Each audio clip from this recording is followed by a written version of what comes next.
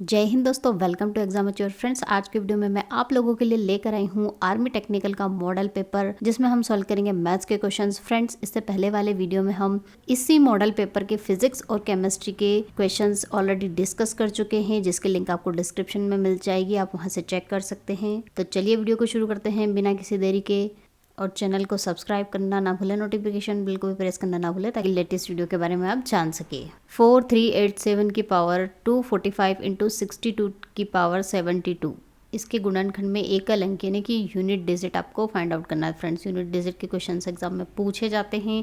तो unit digit कैसे find out करते हैं? तो friends, unit digit find out करने का ट्रिक है कि जो पावर दे के रखी है आप उसको पहले 4 से डिवाइड करके चेक कर लीजिए कि वो 4 से डिवाइड हो रहा है या नहीं हो रहा है।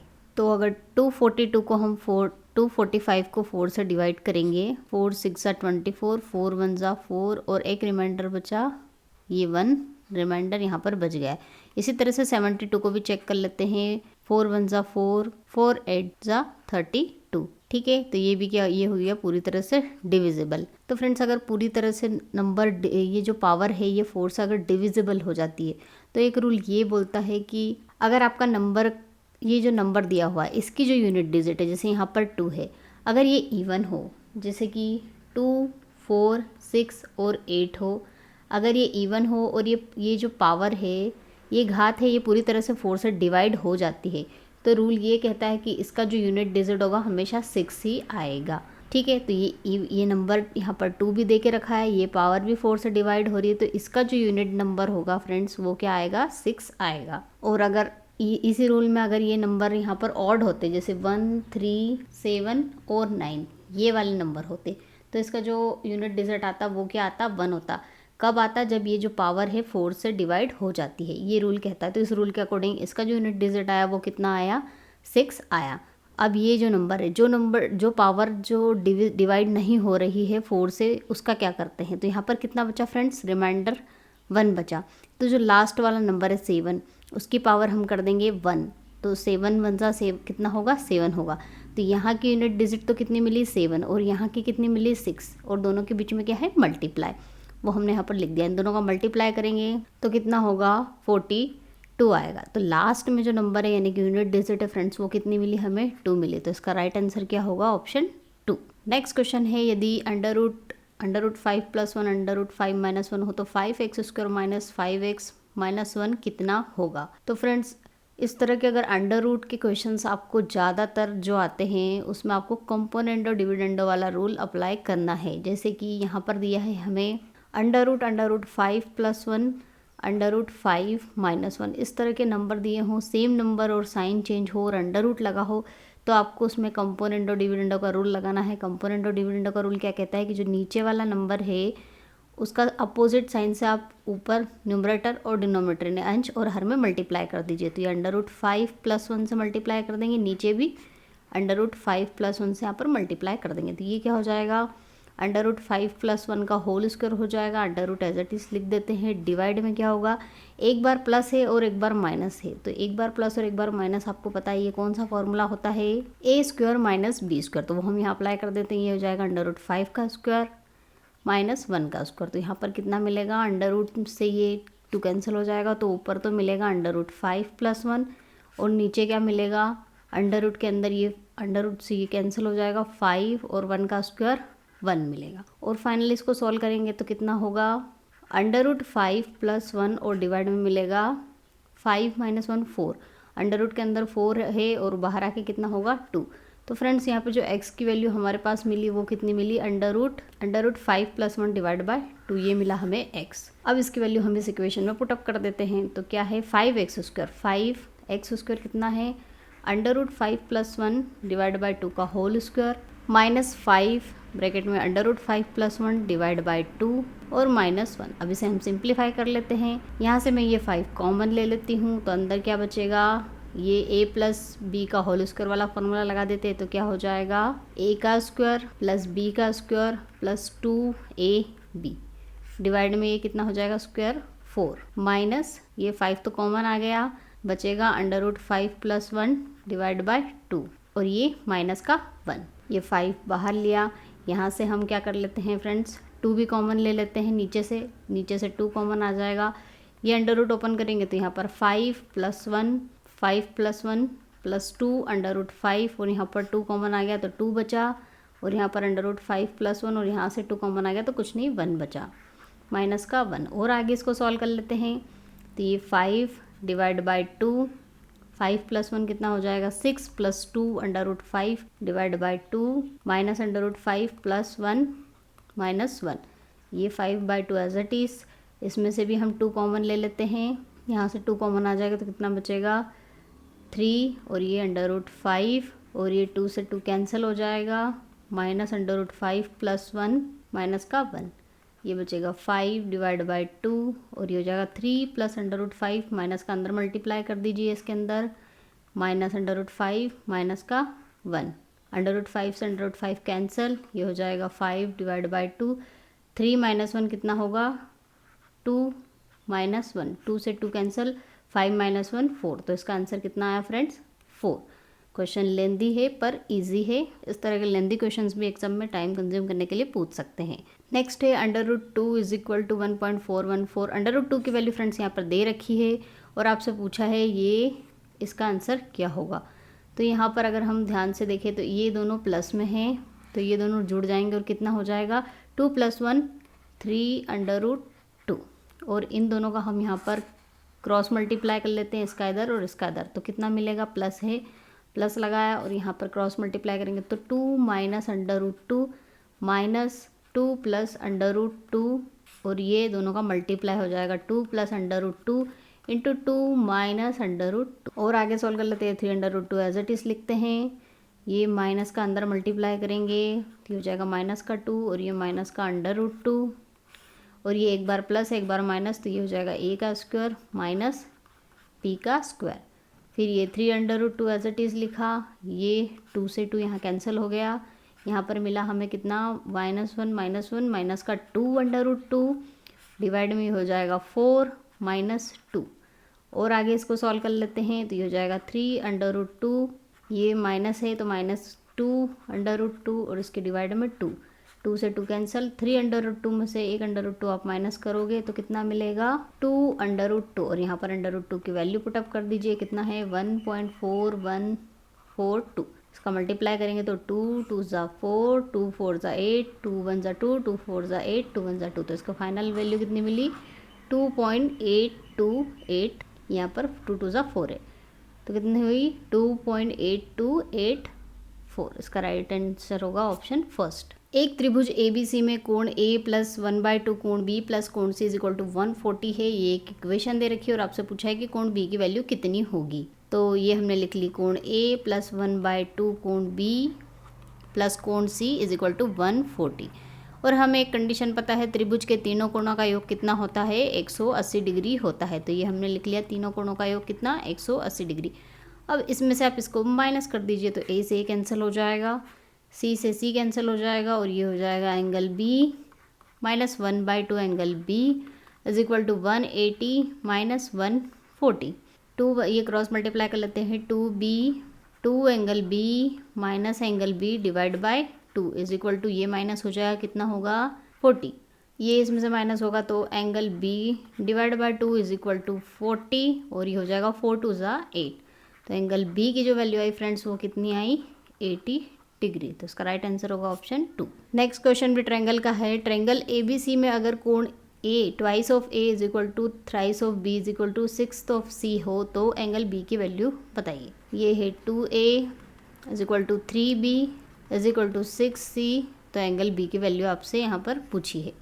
तो इस केस में हम क्या करते हैं, ये जो नंबर है इस तरह से तीनों =2 में दे रखे हो, जब भी किसी भी क्वेश्चन में आपको तीनों =2 में दे रखे हो कोई सी भी क्वांटिटी, तो आपको क्या करना है इनके नंबर उठाना है। इनके मल्टीप्लाई में कौन कौन से नंबर है 2 3 और 6, और इनका हमें लेना है एलसीएम लेना है। तो ये हो जाएगा 2 × 1 = 2, ये डिवाइड नहीं होगा 2 × 3 = 6 3 × 1 = 3 3 × 1 = 3, तो इनका जो एलसीएम मिलेगा वो कितना मिलेगा 2 × 3 = 6। 6 नंबर से इन तीनों नंबरों को हमने डिवाइड करना है, तो ये इस तरह से डिवाइड होगा divide by 6, 3 angle B divide by 6 6 angle C divide by 6, 2 × 3 = 6 3 × 2 = 6 6 × 1 = 6। तो यहाँ पर जो रेशो मिला फ्रेंड्स वो कितना मिला A divide by 3, B divide by 2, C divide by 1। तो हम ऐसा इसलिए करते हैं क्योंकि हमें इससे क्या मिल जाता है, रेशो मिल जाता है इनका। तो इनका रेशो हमें कितना मिला, 3:2, 2:1। अब इन्होंने एंगल बी फाइंड आउट करने के लिए पूछा है, तो हम लगाएंगे ट्रायंगल की प्रॉपर्टी की ट्रायंगल के तीन एंगल का सम कितना होता है, 180 डिग्री। तो हमने क्या करा, इनके रेशो को हम लेते हैं यहाँ पर। तो रेशो है, तो हम मान लेते हैं कि जो एंगल है, कोण है, उसकी वैल्यू कितनी है, x है। तो ये जो A एंगल होगा ये कितना हो जाएगा, 3x, B एंगल हो जाएगा 2x और C एंगल हो जाएगा x। और इन तीनों का योग कितना 180 डिग्री होता है। तीनों को ऐड कर लेते हैं, 3 2 5 + 6x = 180, 6 3 = 18। तो x की वैल्यू फ्रेंड्स कितनी मिली, 30 डिग्री। मतलब जो एंगल हमने माना था उसकी वैल्यू तो हमें 30 डिग्री मिली, लेकिन एंगल B पूछा और एंगल B का रेशो यहाँ पर कितना है, 2 है। तो ये कितना हो जाएगा, 2x, 2 × 30 यानी कि 2 3 = 6 डिग्री जो है एंगल आपको आएगा। यदि एक वस्तु को 7,200 में बेचकर विश्वास को 20% का नुकसान होता है, तो विश्वास को 20% का लाभ पाना हो तो उसे वस्तु को कितने दाम पर बेचना होगा। तो फ्रेंड्स यहाँ पर कितने में उसने वस्तु को बेचा है, 7,200 में। तो उसका सेलिंग प्राइस कितना हो गया, विक्रय मूल्य 7,200। और यहाँ पर क्या हुआ, उसे नुकसान यानी कि ये कितना हुआ, लॉस परसेंटेज यानी कि हानि प्रतिशत हुआ। और यहाँ पर क्या है, प्रॉफिट परसेंटेज यानी लाभ प्रतिशत कमाना है। तो उस वस्तु को कितने दाम पर बेचना पड़ेगा, यानी कि उसको सेलिंग प्राइस फाइंड आउट करना है, ये इन्होंने कहा है। तो हमारे पास क्या क्या है, पहले क्वेश्चन से हमारे पास लॉस परसेंटेज है। तो लॉस परसेंटेज यानी कि हानि प्रतिशत का फॉर्मूला कितना होता है, CP - SP divide by CP × 100। हम वैल्यू पुटअप कर देते हैं यहाँ पर, ये 20, CP इन्होंने दिया नहीं है, SP दिया है कितना, 7,200 डिवाइड बाय CP × 100। ये सॉल्व करा, 2 1 = 2, 2 ये हम अभी कैंसिल नहीं करते हैं क्योंकि ज़्यादा लेंदी हो जाएगा, एज इट इज रखती हो जाएगा। 2 of CP = 10 CP - 7 2 000, 10 का अंदर मल्टीप्लाई कर दिया। ये इधर लेके जाएंगे और इधर लाएंगे तो कितना हो जाएगा, ये हो जाएगा 10 - 2 8 CP = 7 2 000, 8 1 = 8, 8 9 = 72। तो यहाँ से CP कितना मिला हमें, 9,000। अब आगे इन्होंने क्या कहा है फ्रेंड्स कि 20% का उसको लाभ कमाना है। तो प्रॉफिट परसेंटेज ये है, हम प्रॉफिट परसेंटेज का फॉर्मूला अप्लाई कर देते हैं, वो होता है SP - CP divide by CP × 100। तो यहाँ वैल्यू पुटअप कर देते हैं, ये कितना 20% बोला है। और SP की वैल्यू तो इन्होंने पूछी है, और CP वस्तु के लिए चेंज नहीं होता है। एक बार जिस प्राइस में वस्तु खरीद ली जाती है तो उसको आप अलग अलग प्राइस में बेच सकते हैं, लेकिन खरीदने का प्राइस तो सेम ही रहेगा। तो वो कितना निकला, 9,000। और ये रखा हमने 9,000 वैल्यू × 100, 0 से 0 कैंसिल, ये 0 से 0 कैंसिल, ये हो जाएगा 9 2 = 18, 00 = SP - 9,000। 9,000 इधर आके प्लस हो जाएगा। तो SP की वैल्यू कितनी मिलेगी फ्रेंड्स, 008 9 + 1 10, यानी कि 10,800 जो है उसको विक्रय मूल्य रखना पड़ेगा, उसको सेलिंग प्राइस इतनी रखनी पड़ेगी, तब उसे 20% का लाभ होगा। तो इसका राइट आंसर होगा ऑप्शन 2। एक फल विक्रेता एक निश्चित मूल्य पर आम बेचकर 20% का लाभ कमाता है। यदि वह प्रत्येक आम 1 रुपये ज़्यादा लेता है तो 40% का लाभ कमाता है। तो एक आम का विक्रय मूल्य आपको ज्ञात करना है। तो फ्रेंड्स, इस तरह के क्वेश्चन अगर आपसे पूछे जाए कि इतने प्रतिशत का उसे लाभ हुआ है और उसने मूल्य बढ़ा दिया है और बढ़ाकर उसे इतने प्रतिशत का लाभ हुआ है, तो आप इन क्वेश्चनों को किस तरह से सॉल्व करेंगे। तो फ्रेंड्स, उसने जो पहले आम हैं, जो स्टार्टिंग में आम बेचे थे, वो कितने 20% के लाभ पर बेचे थे। तो 20% को अगर हम फ्रैक्शन में कन्वर्ट करना चाहें तो कितना होगा, डिवाइड बाय 100 कर देंगे, 0 से 0 कैंसिल, 2 1 = 2, 2 5 = 10। तो ये कितना मिलेगा, 1 डिवाइड बाय 5। और बाद में उसने कितने प्रतिशत के लाभ पर बेचा, 40% के लाभ पर। और इसको अगर कन्वर्ट करेंगे फ्रैक्शन में तो 2 2 = 4, 2 5 = 10, 2/5। तो पहला 1/5 और दूसरा 2/5। अब ये जो ऊपर है ये होता है फ्रेंड्स आपका प्रॉफिट परसेंटेज, और नीचे होता है, ये क्या होता है, CP यानी कि उसका कॉस्ट प्राइस कितने में खरीदा। तो हम इसका सेलिंग प्राइस निकाल लेंगे, प्रॉफिट होता है, प्रॉफिट परसेंटेज नहीं, ऊपर वाला प्रॉफिट होता है, नीचे वाला कॉस्ट प्राइस होता है। तो आपको पता है प्रॉफिट बराबर क्या होता है, SP - CP। तो यहाँ से हम सेलिंग प्राइस निकाल सकते हैं, वो कितनी आएगी, प्रॉफिट कितना है, यहाँ पर ऊपर 1 दिया हुआ है, 1 यूनिट। सेलिंग प्राइस नहीं पता, और जो कॉस्ट प्राइस है वो कितना है, 5 है। तो यहाँ से सेलिंग प्राइस कितनी निकलेगी, 6। और इसी तरह से हम इस रेशो में से भी सेलिंग प्राइस निकाल लेंगे, वो कितनी होगी, इसको इसमें प्लस कर देंगे तो 5 + 2 7। इसी मेथड से हम यहाँ पर भी निकाल लेंगे। तो यहाँ पर पहले वाली जो सेलिंग प्राइस है यानी कि विक्रय मूल्य वो 6 है और दूसरा वाला कितना है फ्रेंड्स, सेलिंग प्राइस यानी कि विक्रय मूल्य 7। अब इन दोनों के विक्रय मूल्य में कितने का अंतर आ रहा है, मतलब पहले का जो विक्रय मूल्य था वो 6 और बाद वाला विक्रय मूल्य क्या है 7 है, और एक ज़्यादा का अंतर आ रहा है। वो किसके बराबर होगा, वो किसके बराबर होगा, 1 रुपये ज़्यादा जो उसने लिए थे 40% लाभ कमाने के लिए। तो ये 1 यूनिट किसके बराबर है, 1 रुपये के बराबर है। तो इन्होंने क्या पूछा है कि आम का विक्रय मूल्य ज्ञात कीजिए। अभी जो 1 रुपये ज़्यादा पर बेचा उसका विक्रय मूल्य पूछा है, तो वो कितने हैं, वो कितनी यूनिट है, 7 यूनिट है। तो हम इसमें 7 का मल्टीप्लाई कर देंगे तो 7 यूनिट के लिए कितने आ जाएंगे, 1 × 7 यानी कि 7 रुपये। तो उसका जो विक्रय मूल्य हुआ वो फ्रेंड्स कितना हुआ, 7 रुपये हुआ। यदि 4 क्रमागत प्राकृतिक संख्याओं के गुणनफल को प्राकृतिक संख्या p से बढ़ा दिया जाए तो यह एक पूर्ण वर्ग बन जाती है, तो p का मान ज्ञात कीजिए।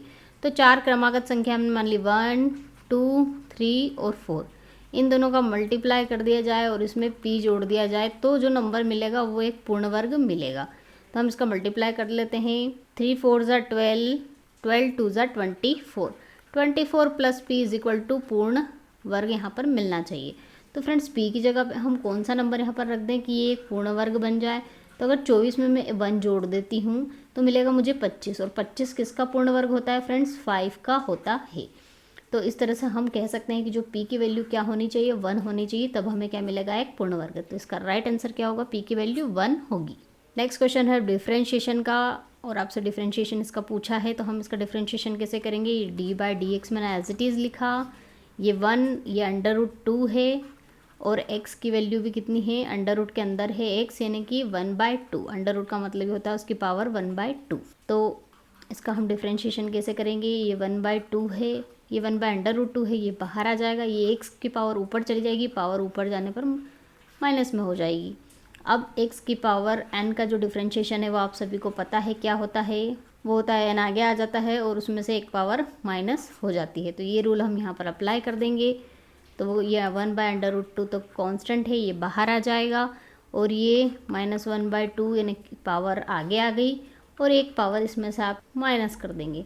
तो ये हो जाएगा 1 माइनस का 2 √2, और x की पावर 2 1 ज़ा 2, और +1 हो जाएगा -1 -2 माइनस का 3 /2। तो आगे क्या मिलेगा, 1/2 √2 माइनस का, और x की पावर फिर नीचे लेके जाएंगे तो पॉजिटिव हो जाएगी, तो x की पावर 3/2। तो इसका राइट आंसर क्या होगा, -1 to √2 इंटू एक्स की पावर 3/2, ऑप्शन 4। मीनाक्षी ने 12,000 रुपये के निवेश से एक व्यापार प्रारंभ किया और 5 महीने के बाद अभय ने 9,000 की पूंजी के साथ उस व्यापार में जुड़ गया। यदि वर्ष के अंत में कुल लाभ 4,416 हो तो कुल लाभ में मीनाक्षी का हिस्सा कितना होगा, ज्ञात कीजिए। तो फ्रेंड, जब भी हिस्से की बात पूछी जाए 2 भाग में से, तो हम इस क्वेश्चन को कैसे सोल्व करना है, सबसे पहले तो हमें क्या करना है, उन दोनों के रेशो निकालना है कि किस रेशो में उन्होंने निवेश किए थे। तो मीनाक्षी ने कितने रुपए लगाए थे, 12,000 रुपये लगाए थे, और अभय ने कितने लगाए उसमें, 9,000 रुपये। लेकिन ये दोनों अभी बराबर नहीं है। हम इनके रेशो तभी निकाल सकते हैं, इनका अनुपात, जब ये दोनों बराबर हो। क्योंकि मीनाक्षी ने तो पूरे साल के पैसे दिए, लेकिन अभय ने 5 महीने बाद शुरू किया। तो इसमें हम 12 का गुणा करेंगे क्योंकि इसने 1 साल का पूरा निवेश किया है, और इसमें कितने, 12 में से आप 5 माइनस कर दीजिए तो कितने साल बचेंगे, 7 महीने। तो इसने 7 महीने के लिए ही निवेश किया था और इसने टोटल 12 महीने के लिए। अब अनुपात इनका क्या होगा, बराबर निकलेगा। तो हम इसे यहाँ पर सॉल्व कर लेते हैं। ये 144 हो जाएगा और ये हो जाएगा 9 7 ज़ा 63। फिर इसको 9 से अगर डिवाइड करते तो कितना होगा, ये रेशो निकलेगा यहाँ पर 9 7 ज़ा 63 होता है, और ये हो जाएगा 9 1 ज़ा 9 9 6 ज़ा 54। ठीक है, तो ये अनुपात जो निकला कितना निकला, 16:7। मतलब इस अनुपात में उन्होंने निवेश किया था। अब इन्होंने पूछा है कि मीनाक्षी का हिस्सा कितना है। तो मीनाक्षी का हिस्सा ज्ञात करने के लिए पहले तो कुल निवेश कितना होगा, 16 + 7 कितना हो जाता है, टोटल 23। तो कुल निवेश तो 23 है, और इसमें से जो मीनाक्षी है उसका हिस्सा कितना है, 16 है, और कितना निवेश, कितना लाभ हुआ है, 4,416 का। तो यहाँ से मीनाक्षी का हिस्सा आ जाएगा कि उसे कितना हिस्सा मिलेगा। तो हम इसे डिवाइड कर लेते हैं। इसको डिवाइड करेंगे तो 23 से जब इसको डिवाइड करेंगे तो कितना मिलेगा, 23 1 ज़ा 23, उसके बाद 29 ज़ा 207, और लास्ट में 23 2 ज़ा 46। तो ये 192 टाइम यहाँ पर डिवाइड होगा, और इसका इसमें मल्टीप्लाई कर दीजिए तो कितना आएगा, 16 दूना 32, 16 9 ज़ा 44, 44 प्लस 3 45 46 47, 14 कैरी गया, 16 1 ज़ा 16 और प्लस 14 कितना होगा 30। ठीक है, तो ये हो जाएगा 3072। तो उसका जो हिस्सा है वो कितना है 3072 है। एक कपड़ा व्यापारी 33 मीटर कपड़ा बेचने पर उतना ही लाभ होता है जितना 11 मीटर कपड़े का विक्रय मूल्य है, तो लाभ प्रतिशत बताइए। तो एक कपड़ा व्यापारी 33 मीटर कपड़ा बेचने पर, यानी कि 33 मीटर कपड़े की सेलिंग प्राइस जो है बेचने पर उसे क्या होता है लाभ होता है, लेकिन वो लाभ कितना होता है 11 मीटर कपड़े के विक्रय मूल्य यानी कि सेलिंग प्राइस के बराबर होता है। और फ्रेंड्स हमें पता है प्रॉफिट का फॉर्मूला क्या होता है, selling price minus cost price. तो यहाँ पर बात हो रही है किसकी 33 मीटर कपड़े की, तो 33 मीटर कपड़े की सेलिंग प्राइस माइनस 33 मीटर कपड़े की cost price is equal to होगा क्या प्रॉफिट। और प्रॉफिट किसके बराबर दे के रखा है, प्रॉफिट के बराबर होगा। और प्रॉफिट की वैल्यू कितनी दे के रखी है इन्होंने 11 मीटर कपड़े के विक्रय मूल्य के बराबर, तो वो हमने रख दी। यहाँ पर एज इट इज़ लिख देते हैं इसकी वैल्यू, और ये इधर आ जाएगा तो कितना होगा 22 SP is equal to 33 CP। अब इसको और सिंप्लीफाई करते हैं तो क्या होगा 11 दूना 22, 11 33 यानी कि 2 SP is equal to 3 CP। अब इन्होंने पूछा लाभ प्रतिशत बताइए, तो लाभ प्रतिशत यानी प्रॉफिट परसेंटेज का फार्मूला क्या होता है SP minus CP divide by CP into 100। तो SP की वैल्यू हम CP के फॉर्म में रख देते हैं 3 divide by 2 CP minus CP divide में CP इंटू 100। यहाँ से CP कॉमन आके कैंसिल हो जाएगा और क्या बचेगा 3/2 माइनस 1 और इंटू 100। इसका क्रॉस मल्टीप्लाई कर देंगे तो 2 1 ज़ा 2, 3 माइनस 2 1, 1 डिवाइड बाय 2 इंटू 100, 2 1 ज़ा 2, 2 5 ज़ा 10। तो कितना मिला यहाँ पे परसेंटेज 50%। तो इसका राइट आंसर क्या होगा ऑप्शन, यहाँ पर ऑप्शन ये 4 है और ये 3 है, तो क्या होगा इसका आंसर 50%। मनीषा ने 20% वार्षिक चक्रवृद्धि ब्याज पर 20,000 रुपये सुरेश से उधार लिए। 2 वर्षों के अंत में संपूर्ण उधार चुकाने के लिए मनीषा को कितनी धनराशि सुरेश को लौटानी होगी, यानी कि अमाउंट कितना देना होगा। तो यहाँ पर फ्रेंड्स अमाउंट भी पूछा है, धनराशि पूछी गई है और ब्याज कौन सा लग रहा है चक्रवर्ती ब्याज। तो जब चक्रवर्ती ब्याज में अमाउंट आपसे पूछा हो, मिश्र धन पूछा हो, तो उसका फॉर्मूला क्या होता है, उसका फॉर्मूला होता है friends P into 1 + R divide by 100 की पावर n। ये होता है मिश्र धन यानी कि अमाउंट का फॉर्मूला जब चक्रवर्ती ब्याज दिया हो। तो यहाँ पर हम वैल्यू पुटअप कर लेते हैं। P प्रिंसिपल यानी कि मूलधन कितने रुपए उधार लिए थे, ये 20,000 रुपये वैल्यू रख दी। रेट कितना लगाया था 20%, वो भी हमने यहाँ पर लिख दिया, कितने 2 वर्षों के लिए।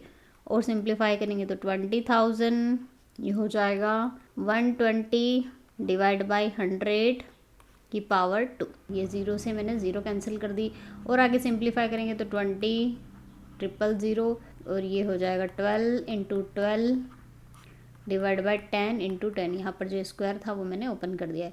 तो ये 0 से ये 0 कैंसिल, ये 0 से ये 0 कैंसिल हो गई। अब यहाँ पर 12 का कितना 144 और 144 इंटू 2 144 इंटू 200। ठीक है, इसका मल्टीप्लाई करेंगे तो वैल्यू कितनी मिलेगी 2 4 ज़ा 8, ये 2 0, 2 4 ज़ा 8 और 2 1 ज़ा 2, 28,800। तो इसका राइट आंसर क्या होगा ऑप्शन फर्स्ट। नेक्स्ट क्वेश्चन है 30% अल्कोहल विलयन के 6 लीटर में 1 लीटर शुद्ध अल्कोहल मिलाने पर विलयन में जल का कितना प्रतिशत होगा। ठीक है, तो फ्रेंड्स यहाँ पर जो विलयन है पूरा जल और अल्कोहल का, पानी और अल्कोहल का, वो कितना है 6 लीटर का है और इसमें कितने प्रतिशत अल्कोहल है 30%। तो हम यहाँ पर क्या निकाल लेते हैं अल्कोहल। अल्कोहल कितने लीटर होगा उसको निकालने के लिए टोटल 6 लीटर का जो विलयन है उसमें कितना परसेंट है अल्कोहल का 30%। तो इसे सिंप्लीफाई करके हम अल्कोहल निकाल सकते हैं। यहाँ पर 6 इंटू 30 डिवाइड बाई 100, 2 3 ज़ा 6, 2 5 ज़ा 10, 3 3 ज़ा 9 डिवाइड बाई 5, 5 1 ज़ा 5, 5 8 ज़ा 40। तो जो अल्कोहल है फ्रेंड्स वो कितना है 1.8 लीटर। पूरे 6 लीटर के विलयन में 1.8 लीटर आया अल्कोहल। अब हम कितना निकाल लेते हैं यहाँ पर वाटर निकाल लेते हैं कि वाटर कितना है इस विलयन में। तो 6 लीटर है टोटल और उसमें से हम अल्कोहल माइनस कर देंगे तो वाटर आ जाएगा। वो कितना आएगा 4.2 लीटर। तो 6 लीटर के विलयन में 1.8 लीटर अल्कोहल है और 4.2 लीटर कितना है वाटर है। अब इन्होंने क्या कहा है नेक्स्ट कि ये जो 6 लीटर का विलयन है इसमें 1 लीटर शुद्ध अल्कोहल मिला दिया है। तो 6 लीटर था उसमें 1 लीटर का अल्कोहल मिला दिया तो टोटल विलयन कितना हो गया है 7 लीटर का टोटल विलयन हो गया है। जो टोटल सॉल्यूशन है वो 7 लीटर का हुआ यहाँ पर। अब इन्होंने क्या कहा, क्वेश्चन में क्या पूछा है, जल का कितना प्रतिशत होगा। तो जल का प्रतिशत निकालने के लिए क्या करेंगे, टोटल 7 लीटर है, उसमें जल कितना है 4.2 लीटर इंटू 100। तो यहाँ से कितना निकल जाएगा, वाटर का परसेंटेज निकल जाएगा टोटल विलियन में। और अगर टोटल में एल्कोहल भी पूछे तो 4.2 की जगह आप 1.8 प्लस 1 लीटर शुद्ध एल्कोहल मिला है तो 1.8 प्लस 1 करके 2.8 करके यहाँ पर वैल्यू पुटअप करके एल्कोहल का परसेंटेज भी इसमें बता सकते हैं। तो इसको आगे सिंप्लीफाई कर लेते हैं। ये हो जाएगा 420 डिवाइड बाय 7, 7 6 42। तो कितना आया वाटर का परसेंटेज 60%। एक आदमी अपनी मूल गति से 3 डिवाइड बाय 4 पर चलता हुआ अपने गंतव्य स्थान पर सामान्य समय से 20 मिनट देरी से पहुंचा, तो उसका सामान्य समय क्या है। तो फ्रेंड्स यहाँ पर क्या कहा है, हमें पता है जो स्पीड है वो क्या होती है, दूरी बटा समय। अब यहाँ पर जो आदमी अपनी मूल गति से चल रहा है और गंतव्य स्थान पर पहुँच रहा है, 20 मिनट देरी से पहुँच रहा है, तो डिस्टेंस तो वही है, टाइम उसका चेंज हो रहा है। तो जब डिस्टेंस फिक्स होती है फ्रेंड्स, तो ये जो स्पीड होती है वो किसके इन्वर्सली प्रोपोर्शनल होती है, टाइम के। तो यहाँ पर जो टाइम है, स्पीड की वैल्यू यहाँ पर 3 डिवाइड बाय 4 दे के रखी है। तो यहाँ से हम टाइम की वैल्यू निकाल लेंगे, वो कितनी आ जाएगी, यहाँ पर टाइम किसके बराबर आ जाएगा, लगभग 4 डिवाइड बाय 3 के। अब हमारे पास टाइम आ गया है कितना, 4 डिवाइड बाय 3 टी, और वो किसके बराबर है, जब ये 4/3 टाइम से चलेगा तो इसका जो ओरिजिनल टाइम है, ओरिजिनल टाइम से कितनी देरी से पहुंच रहा है ये 20 मिनट, मतलब इसमें 20 मिनट क्या लग रहे हैं एक्स्ट्रा। तो जो ओरिजिनल टाइम था इतने टाइम से चलने पर, ओरिजिनल टाइम से कितनी देरी पर, 20 मिनट देरी पर, यानी कि उसमें 20 मिनट ज़्यादा लग रहे हैं, इसलिए मैंने जोड़ दिया है, पहुँचेगा। तो इसको हम सिंप्लीफाई कर लेते हैं, 4/3t minus t is equal to 20। ये हो जाएगा 1 divide by 3 into t is equal to 20। इसका अगर मल्टीप्लाई कर देंगे तो टी की वैल्यू कितनी आएगी, 3 2 6, 60 मिनट। तो इसका जो ओरिजिनल टाइम जो था फ्रेंड्स, हमने माना था टी, वो कितना आया, 60 मिनट। एक मोटरबोट एक गति से 8 घंटे में धारा की विपरीत दिशा में 25 किलोमीटर तथा अनुदिश 39 किलोमीटर जा सकती है, और साथ ही उसी गति से यह 11 घंटे में धारा की विपरीत दिशा में 35 किलोमीटर और धारा की अनुदिश यानी धारा की दिशा में 52 किलोमीटर जा सकती है। तो धारा की चाल क्या होगी। धारा की विपरीत दिशा में, धारा की विपरीत दिशा में अगर नाव गति करती है तो उसे क्या कहते हैं, अपस्ट्रीम। अपस्ट्रीम कहा जाता है विपरीत दिशा में नाव की चाल को, और उसका फॉर्मूला क्या होता है, x माइनस वाई। और यहाँ पर x और y आप पूछेंगे क्या है, तो x क्या है यहाँ पर नाव की चाल, और y क्या है धारा की चाल। और ये एक तरह से अपस्ट्रीम या विपरीत धारा की विपरीत दिशा में क्या है, चाल है, जो कि किसके बराबर होगी, डिस्टेंस अपॉन टाइम के बराबर। तो यहाँ पर डिस्टेंस कितनी है, 25 किलोमीटर जाती है वो विपरीत दिशा में, ये दिया गया है यहाँ पर। लेकिन कितने समय में जाती है वो नहीं दिया है, उसे हम t1 मान लेते हैं। क्यों नहीं दिया है, क्योंकि यहाँ पर जो 8 घंटे दिए हैं उन्होंने, ये विपरीत दिशा और उसकी अनुदिश दिशा दोनों के मिला कर दिए, इसलिए हमें इसे t1 मानना पड़ेगा धारा की विपरीत दिशा में। ये हो जाएगा 25 t1 is equal to x minus y. तो यहाँ से हम t1 की वैल्यू निकाल लेंगे, वो कितनी होगी, 25 divide by x minus y. इसी तरह से धारा के अनुदिश जो होती है दिशा, उसे डाउन स्ट्रीम कहा जाता है, धारा की दिशा में चलना, और उसका फॉर्मूला क्या होता है, x प्लस वाई, जहाँ पर x क्या है नाव की चाल और y धारा की चाल है। ये भी डिस्टेंस अपॉन टाइम होगा, तो कितनी दूरी चल रही है वो 39 किलोमीटर, और टाइम इन्होंने दिया नहीं, उसे हम t2 मान लेते हैं, t1 ऑलरेडी मान चुके हैं इसलिए। तो t2 की वैल्यू यहाँ पर क्या निकलेगी, 39 divide by x plus y. इसी तरह से हम ये इक्वेशन भी बना सकते हैं। तो 11 घंटे में विपरीत दिशा, विपरीत दिशा यानी कि x minus y is equal to 35, और ये t3 मान लेते हैं। तो t3 की वैल्यू यहाँ पर कितनी निकलेगी, 35 divide by x minus y. और इसी तरह से t4 की वैल्यू कितनी निकलेगी, 52, और ये धारा की अनुदिशा है इसलिए x प्लस वाई से इसमें डिवाइड हो जाएगा। तो इस तरह से हमें ये इक्वेशन मिली है। अब इन्होंने क्या कहा है कि ये जो t1 और t2 इन दोनों को मिला के, मतलब विपरीत दिशा और उसकी दिशा दोनों मिला के कितने घंटे, 8 घंटे चलती है। तो यानी ये क्या हो जाएगा 8, इसको आगे सॉल्व कर लेते हैं, मतलब कि t1 प्लस t2 दोनों का मिला के कितना है, 8 घंटे हैं। और t1 की वैल्यू हम निकाल चुके हैं, वो कितनी है friends, 25 divide by x minus y, और t2 की वैल्यू कितनी है, डिवाइड में x प्लस वाई है, और यहाँ पर कितना है 39। इसी तरह से t3 और t4 इन दोनों की मिला के कितनी दे के रखी है यहाँ पर, 11 घंटे। तो हमने 11 घंटे यहाँ पर रख दिया। कौन सी इक्वेशन बनी, 35 divide by x minus y, और यहाँ पर हो जाएगा 52 divide by x plus y. इस तरह से हमें ये दो इक्वेशन मिली है, इक्वेशन फर्स्ट और इक्वेशन सेकंड। अब इन दोनों को हम सॉल्व कर लेते हैं। आप सभी को पता है कि दो इक्वेशन अगर होती तो उन्हें सॉल्व कैसे करते हैं, ऐसे नंबर का मल्टीप्लाई करते हैं कि वो उसमें से एक क्वांटिटी बराबर हो जाए और कैंसिल हो जाए। तो हम 25 और 35 को देख, 25 इस वाली इक्वेशन में अगर हम 7 का मल्टीप्लाई कर देंगे और यहाँ पर हम किसका 5 का मल्टीप्लाई कर देते हैं तो क्या होगा, 25 7 से कितना होगा 175, 175 divide by x minus y plus 39 में 7 का मल्टीप्लाई करेंगे तो कितना होगा 273 divide by x plus y is equal to 8 7 56। दूसरे नंबर में 35 में 5 का मल्टीप्लाई करेंगे तो कितना होगा 175 एक्स माइनस वाई आ जाएगा, प्लस यहाँ पर आएगा 260 एक्स प्लस वाई, और ये हो जाएगा 11 5 ज़ा 55। इन दोनों को हम क्या कर देते हैं यहाँ पर माइनस कर देते हैं, तो माइनस करने पे ये कैंसिल हो जाएगा। और यहाँ पर कितना, ये बेस एक जैसे, या फिर इसको मैं ऐसे कर दूँ 273 divide by x plus y minus 260 divide by x plus y is equal to 56 minus 55। तो इसको मैं इधर और सॉल्व कर लेती हूँ, तो ये कितना हो जाएगा, बेस एक जैसे हैं तो ये दोनों ऊपर वाले माइनस हो जाएंगे। तो 273 में से 260 को अगर आप माइनस करेंगे तो कितना मिलेगा 13 मिलेगा, डिवाइड में एक्स प्लस वाई और इज इक्वल टू 56 माइनस 55 1। तो एक्स प्लस वाई की वैल्यू कितनी मिली फ्रेंड्स, यहाँ पर 13 मिल गई।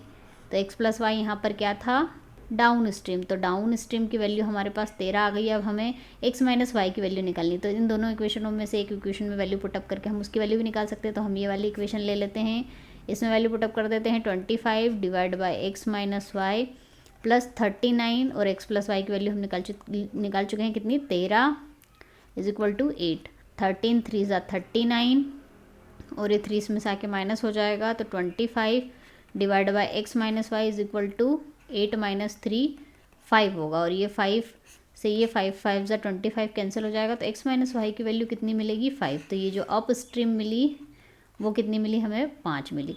अब हमारे पास ये इक्वेशन है और ये इक्वेशन है, और क्वेश्चन में इन्होंने पूछा क्या है, धारा की चाल। अब इसमें से धारा की चाल कौन सी है, एक्स है या वाई है, तो एक्स क्या है बोर्ड की चाल है और वाई क्या है धारा की चाल। तो ये इक्वेशन फिर हमारे पास आ गई है, यहाँ पर 13 है और यहाँ पर है 5। अब इसमें से हमें क्या चाहिए वाई, क्योंकि वाई क्या है धारा की चाल है और ये किसकी है नाव की चाल है। तो हमें नाव की चाल से कोई मतलब नहीं, हमसे धारा की चाल पूछी है तो हम वो निकाल लेते हैं। इसमें से हम इसको माइनस कर देते हैं, तो ये माइनस हो जाएगा, ये यहाँ पर माइनस साइन है तो यहाँ पर प्लस का साइन लग जाएगा, प्लस है तो यहाँ माइनस, तो ये दोनों कैंसिल हो जाएंगे, ये दोनों प्लस हो जाएंगे, तो ये 2y हो जाएगा। 13 माइनस 5 कितना होगा 8, और 2 4 ज़ा 8, तो y की वैल्यू कितनी मिली 4 किलोमीटर पर आवर। ठीक है, तो जो y मिला वो क्या था धारा की चाल, जो कितनी है 4 किलोमीटर प्रति घंटा। तो फ्रेंड्स आज की वीडियो में हमने टेक्निकल मॉडल पेपर का मैथ्स पोर्शन सॉल्व करा है। आज के मैथ्स के पेपर में क्वेश्चन बहुत लेंदी यानी कि बड़े बड़े थे लेकिन बहुत इजी थे। इस तरह के क्वेश्चन भी एग्जाम में पूछे जाते हैं तो इनको छोड़ना नहीं है, आपको उनको भी प्रिपेयर करके जाना है। आई होप वीडियो आपको पसंद आया हो, पसंद आया तो लाइक कीजिए, चैनल को सब्सक्राइब करना ना भूले। मिलते हैं नेक्स्ट टॉपिक के साथ नेक्स्ट वीडियो में, तब तक के लिए जय हिंद, जय भारत, वंदे मातरम।